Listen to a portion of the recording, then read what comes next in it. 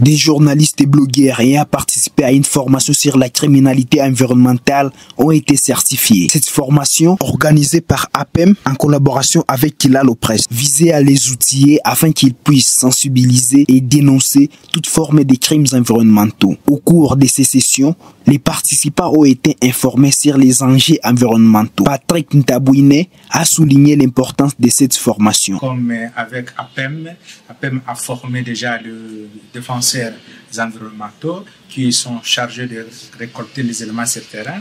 Mais on s'est dit, ces défenseurs qui récoltent les éléments sur le terrain, ils vont les diffuser où? Ils vont les diffuser comment? C'est dans ce sens-là que nous avons bon jugé. On a compris qu'il était utile qu'on puisse aussi former les journalistes, blogueurs environnementaux qui pourront peut-être servir de pont à ces défenseurs environnementaux qui ont été formés.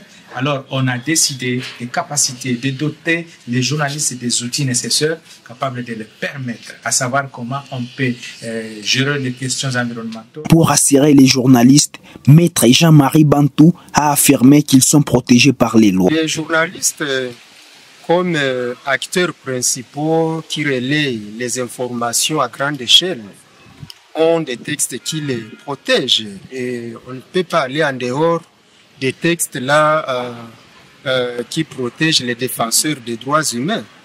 Et parce qu'ils sont en train de travailler dans le secteur des droits de l'environnement, il existe certes des droits spécifiques dont je vous réserve les détails, mais ils sont protégés par tous les textes qui protègent les défenseurs de l'environnement. Edi Mugaruka, le point focal des APEM en province du Sud Kivu, a souligné les rôles des journalistes dans ces projets. Nous, APEM, nous savons très bien que les journalistes jouent un rôle très important dans la sensibilisation, dans la mobilisation, dans la dénonciation aussi, dans la protection. Et de par notre expérience, nous avons trouvé mieux de choisir les journalistes et les blogueurs, et surtout ceux-là qui ont beaucoup plus d'influence, et pour nous permettre à ce que notre projet puisse avoir une audience possible à travers leur blog. Et Mapendo Linda, une journaliste participante, a partagé ses impressions sur la formation. On n'a pas été édifié uniquement par des mots, par des exposés, mais nous avons également effectué des descentes sur le terrain. Nous avons rédigé des articles et ce qui était vraiment, c'était pour moi une belle expérience. Et je pense que à travers ce que nous avons fait et ce que nous allons continuer à faire, cela pourrait constituer les éléments de plaidoyer pour amener les partenaires, pour amener les organisations internationales à comprendre qu'il y a une urgence. Et l'urgence, c'est cette manière-là de s'approprier la lutte contre la criminalité environnementale.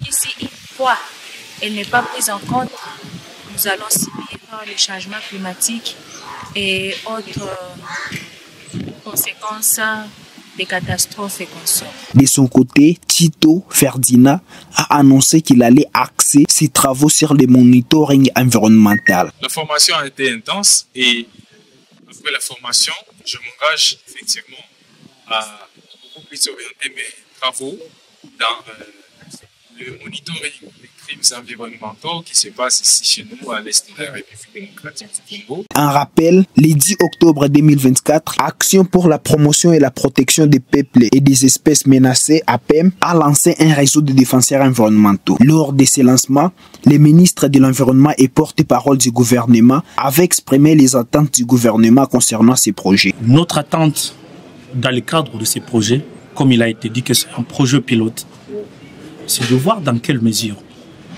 dans un premier temps, tous les textes légaux et réglementaires en vigueur sur la protection de la biodiversité et la conservation de la nature puissent désormais être connus de tous.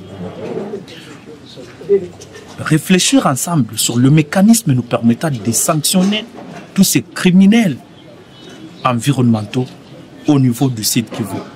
Nous les avons partout, que ce soit sur le lac Kivu, que ce soit autour du parc national de Kaouzi-Biega étant pour nous un patrimoine mondial de l'UNESCO, nous tous, nous sommes censés le protéger. En présence de la déléguée de la France et de plusieurs défenseurs environnementaux, Blaise, le coordonnateur d'APEM, avait rappelé que... Bon, pour APEM, c'est un projet très important et innovant parce qu'il vient travailler sur une question qui a été notre préoccupation de tous les temps, qui consiste à diminuer l'ampleur qu'a la criminalité environnementale aujourd'hui. Pour y arriver, je pense qu'il faut vraiment que toutes les parties prenantes travaillent. Le projet, lui, il pourra être limité à un moment. C'est la raison pour laquelle il compte sur les contributions des uns et des autres, de toutes les parties prenantes de la province, à commencer par l'administration, les administrations, la société civile environnementale, les autres organisations de la société civile qui font le même travail. Et je pense qu'il y aura un certain nombre de résultats qui pourront être développés et puis un certain nombre de renforcements des capacités. Et il y aura toute une communication importante qui va suivre pour assurer que les gens comprennent l'importance de protéger l'environnement et l'importance de lutter contre toute pratique qui met à mal l'environnement avec tout ce qu'il a. C'est dans le cadre du projet FSP financé par la France, mis en œuvre par APEM.